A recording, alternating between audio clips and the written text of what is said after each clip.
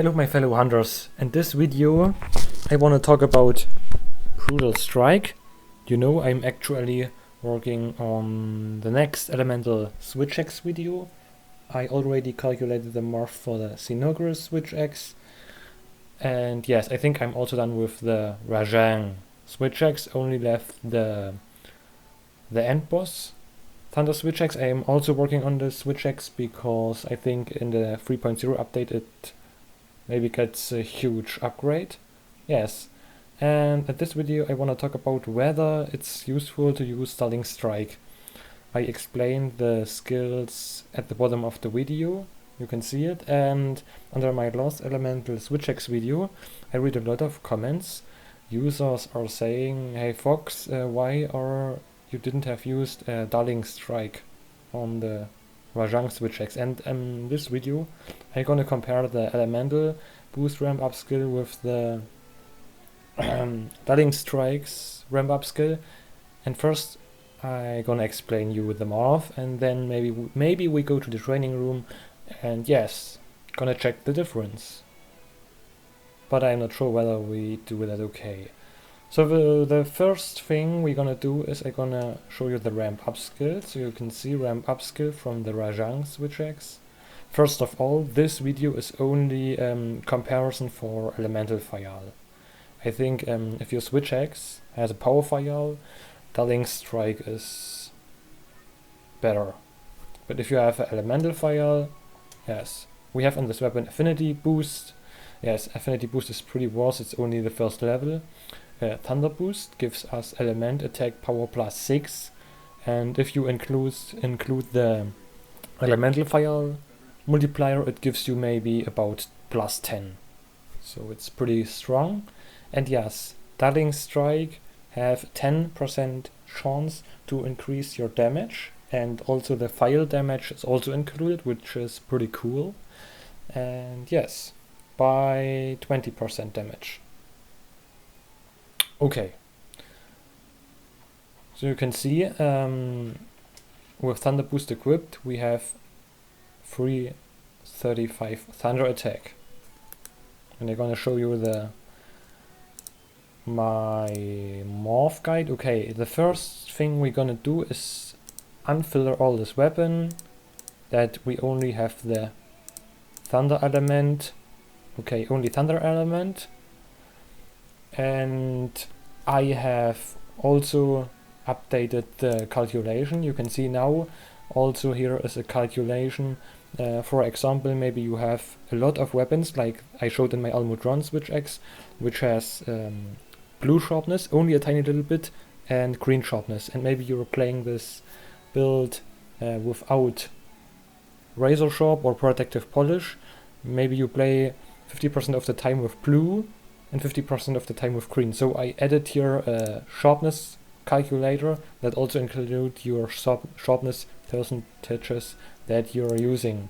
So all that data has changed, so please have a look at the updated site. Yes. But the only thing is we want to talk about the Undying Axe, so I also unfilter the Despot's Cloudburst. Okay, we only need these two builds. And you can see we're gonna sort that from the highest to the lowest. And you can see on the actual skill I'm wearing we have 35 element, and if we are using Stalling Strike our element goes down to only 28. Yes, and 28 element is pretty bad for elemental file. I think you need at least 30 element or 35 to get a huge elemental DPS output. Yes, and if you can see, we're gonna open these two pictures, this and that. Okay, we're gonna start with this. This is the calculation for Stalling Strike. You can see we do for a 60 raw hit zone value about 128 cycle DPS, and on the hit zone value where weakness exploit can't be triggered only 91.8. That makes at the end 109.9 cycle DPS. And now to our, yes, and you can see here I added the 1.02 multiplier for Darling Strike, and the damage output goes up to 130.6, 93.6, and all in all 112.1 damage. So if you're using Darling Strike, you have at the end 112.1 DPS if you have luck with triggering that skill. Yes, and now to the other build. That is with, you can see it here, with Thunder Boost 2. You can see you do to the 60 hit zone value 132.5 and to the 40 hit zone value 96.1. All in all 114.3 DPS. You can also compare it here. You can see at the end you do 2.2 DPS more than with Darling Strike. Yes. You can also visit this website. I'm gonna put a link in this video description.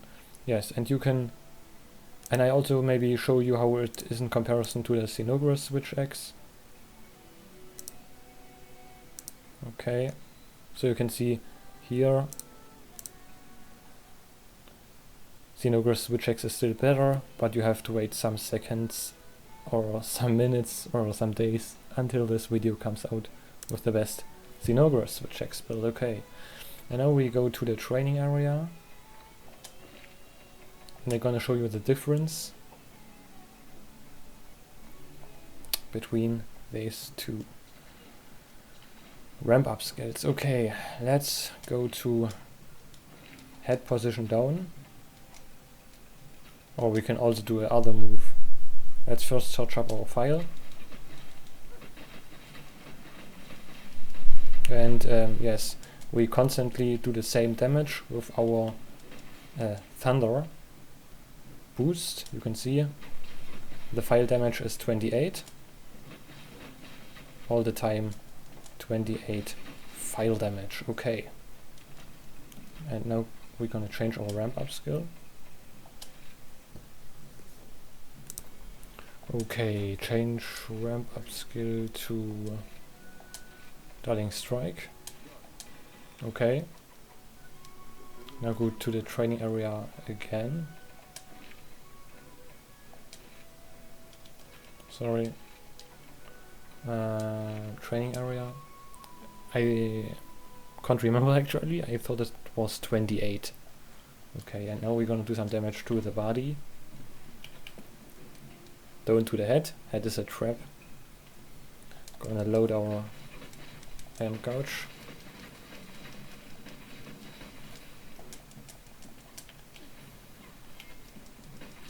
Okay, and now you can see only 26 damage for the files. Only 26 again. Only 26 again, so that was 6 hits. All 6 hits are 26. 8 hits, all 26.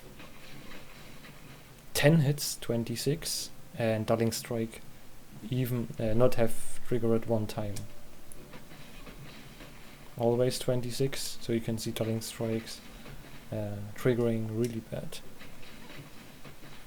Also 26. Oh, 29. So you can see it took about 15 hits to trigger Darling Strike. Yes, and the file damage increases only by 3. Yes. And with the elemental Thunder Boost skill it was all the time 28. Okay, we're gonna now choose the old Ram skill with Thunder Boost level 2. Okay, that was the comparison. See you in the next video where I maybe compare Attack Boost 7 instead with using Handicraft White Sharpness and Attack Boost 0, or I'm using the new, showing in the next video the new Thunder meta weapons. Okay, see you next time.